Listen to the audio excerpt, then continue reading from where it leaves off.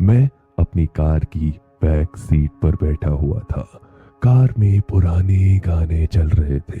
सामने मेरे पेरेंट्स थे, मेरे फादर कार ड्राइव कर रहे थे। मैं बस बाहर की ओर देख रहा था। मुझे वो छोटे बच्चे वाले दिन याद आ गए जब मैं ऐसे ही बाहर खिड़की की ओर देखता और वो सारे के सारे पेड़ बस मेरे सामने से चलते चलते बीत जाते। मुझे वही फील आ रहा था। मेरे फोन की बैटरी डेड हो चुकी थी और ड्राइव लगभग 8 घंटे की होने के कारण हम सब के सेल फोन्स बंद थे। मेरे फादर के फोन में जिसमें बैटरी थी उसमें सिग्नल्स नहीं थे। सिर्फ एक ही चीज हम लोग को एंटरटेन कर रही थी, वो थी वो पेन ड्राइव में लगे हुए पुराने गाने।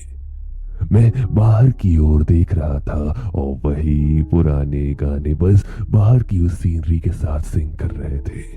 सूरज जैसे जैसे ढलता जा रहा था मुझे वो सीन और भी ज्यादा ब्यूटीफुल लग रहा था। कुछ रीजन से सुबह देर से निकलने के कारण अभी के वक्त धीरे धीरे अंधेरा होना चालू हो गया था, जो कि हमने एक्सपेक्ट नहीं किया था। हम चाहते थे कि हम अंधेरा होने के पहले ही हमें जहां पहुंचना था हम वहां पर पहुंच जाए, लेकिन वो बड़े से जंगल को पार कर कर ही हम उस तरफ पहुंच सकते थे। एनीवे, हमारे पास कोई और रास्ता नहीं था। वो सूरज जैसे जैसे ढलता गया, वो सुबह जो कि वो फॉरेस्ट बहुत ही ज्यादा सुंदर लग रहा था, वो इस वक्त बहुत ही ज्यादा डरावना लगना एक्चुअली चालू हो गया था। उस फॉरेस्ट को क्रॉस कर कर सिर्फ इक्का दुक्का गाड़ियां ही निकलती थी। टू बी ऑनेस्ट, मैंने पिछले आधे घंटे से एक भी गाड़ी नहीं देखी थी। कुछ एक दो आसपास के गांव वाले वहां से गुजर रहे होते थे, वो भी बस जल्द से जल्द उसे पार कर कर अपने गांव पहुंच जाना चाहते थे। वहां पर जंगली जानवरों का बहुत ज्यादा प्रकोप था, लेकिन हमें आगे जो चीज दिखने वाली थी शायद वो जंगली जानवर से काफी बढ़कर थी। हम लोग बीच बीच में एक दूसरे से बातें कर रहे थे। मेरी मदर जो कि सामने बैठी हुई थी वो बस हमसे बात करते करते और हमारी बात सुनते सुनते ही सो गई।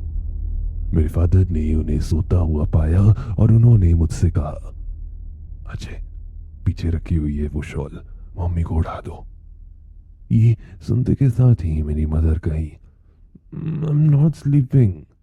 You are, sweetheart, my father said, और हम सब फिर से हंसने लगे। मैं पीछे से जैसे ही शॉल उठाने के लिए अपने हाथ को पीछे किया, मेरा दिल जैसे कि मानो एक बार को धड़कना बंद हो गया हो। मैं पीछे वाले मिरर से देख सकता था, ठीक हमारे पीछे जैसे कि मानो एक इंसान दौड़ता हुआ आ रहा है और वो हमारी कार की स्पीड को मैच कर रहा है।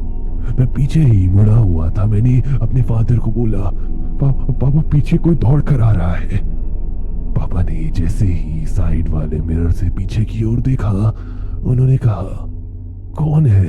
और मैं जैसे ही फिर से पीछे पलट कर कर देखा, एक्चुअली वहां पर कोई भी नहीं था।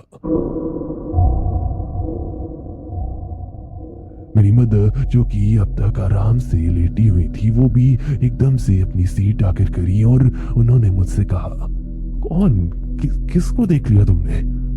मैंने उन्हें कहा, एक इंसान था जो आई डोंट नो, वो दौड़ते हुए हमारे पीछे आ रहा था। तुम्हें भी लगता है नींद की बहुत जरूरत है? उन्होंने मुझसे कहा कि फाइन।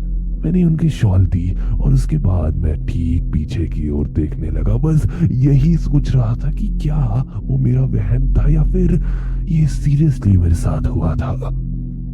लगभग आधे घंटे बीत जाने के बाद कुछ भी नहीं हुआ। मैं भी धीरे धीरे से बस अपने दिमाग का एक वहम मान चुका था। मेरी मदर इस बार सीरियसली सो गई थी और मैं और पापा एक दूसरे से आहिस्ता आहिस्ता बात कर रहे थे। लेकिन तभी हम दोनों ने एक नॉक सुनी और वो नॉक ठीक कार के ऊपर से आ रही थी। कार के ऊपर हमें ऐसा लग रहा था जैसे कि मानो कोई है और ऊपर से इंटेंशनली नॉक कर रहा है। इस बार इस आवाज को मेरे फादर ने भी नोटिस किया।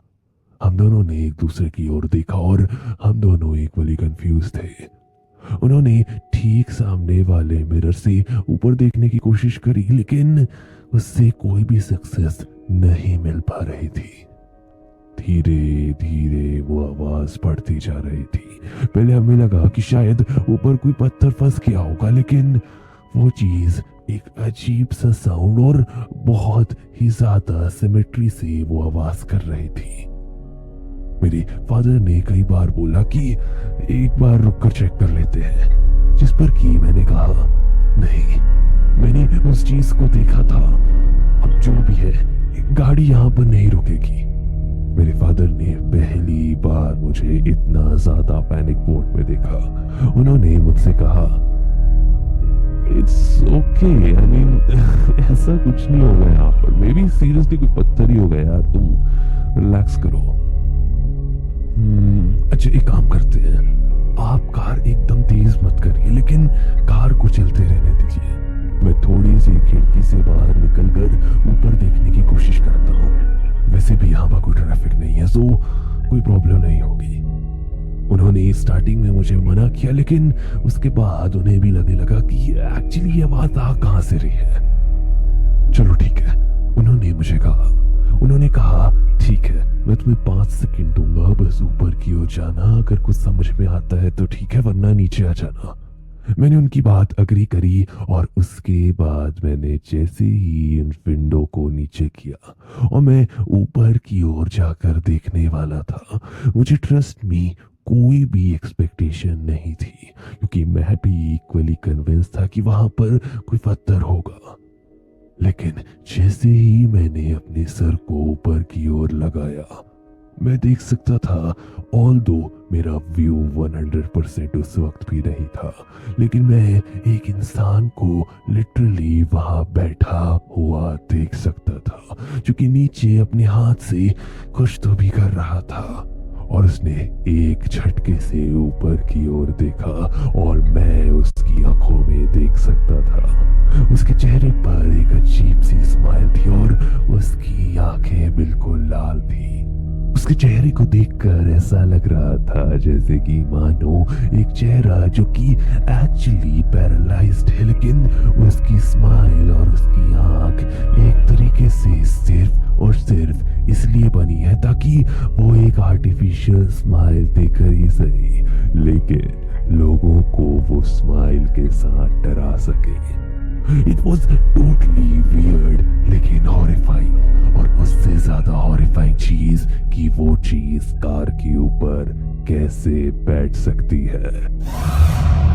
मैंने बहुत ही ज्यादा तेज चिल्लाया और मैं जैसे ही नीचे की ओर आया, मैंने अपने फादर को कहा, गाड़ी रोकना नहीं, गाड़ी की स्पीड बढ़ाइए।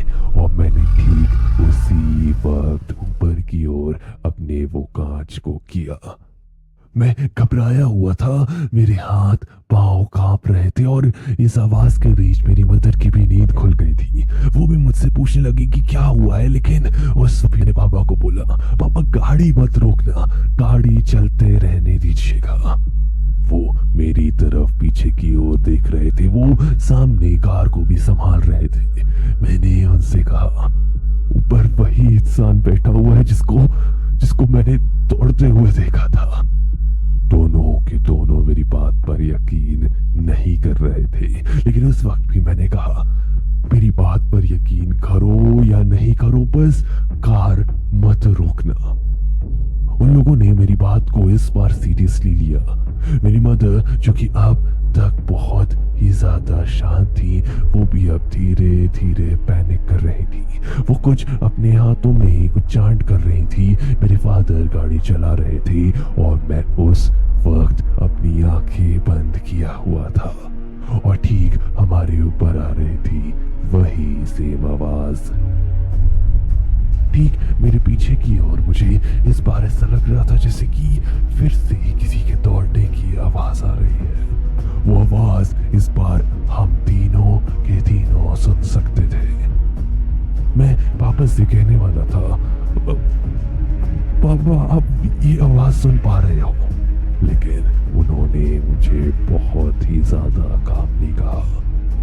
ठीक है, अब इस बात को ध्यान से सुनना। मैं सामने की ओर देख रहा हूँ, लगभग 45 मिनट्स का रास्ता ही बचा है। कोई भी अगल बगल नहीं दिखेगा। या तो तुम दोनों आंखें बंद कर लो या फिर सिर्फ सामने की ओर देखना। अगल बगल ऊपर कहीं पर भी मत देखना। ये यहाँ का चिन्ह है, ये इस फॉरेस्ट का चिन्ह है जो कि कई बार लोगों को दिखा है।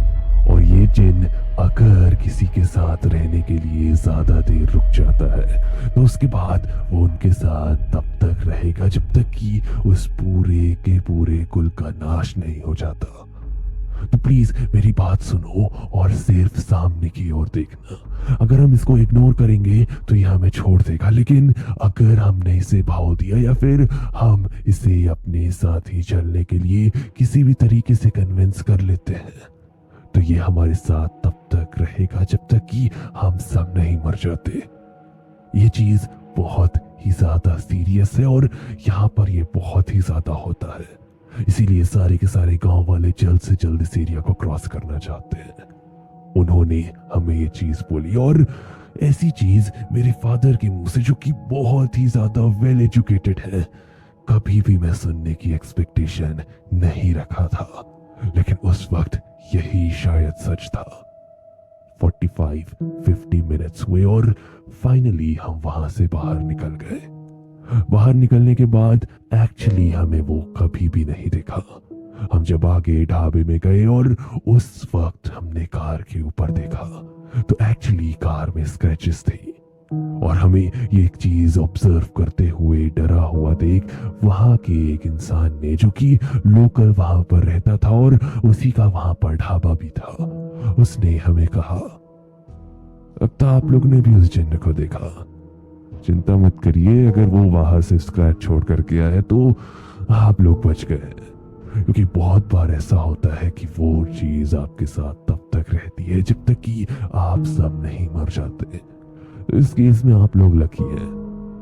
हम सब लोग वहां पर इस बात को जितना नकारने की कोशिश करते उतने ही हर इंसान जो कि वहां पर उस वक्त प्रेजेंट थे इस बात को कंफर्म करते।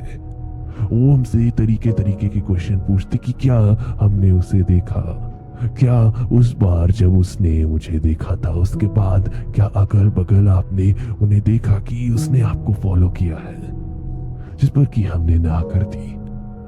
टू बी ऑनेस्ट, ये सारी की सारी चीजें हमने आज तक कभी नहीं सोची थी कि हमारे साथ होंगी, या फिर इन सारी चीजों पर तो आज तक हमने बिलीव किया ही नहीं था। और ना ही मैं इस स्टोरी के माध्यम से आपको कहता हूँ या फिर प्रवोक कर रहा हूँ कि आप इस पर कभी भी बिलीव करें।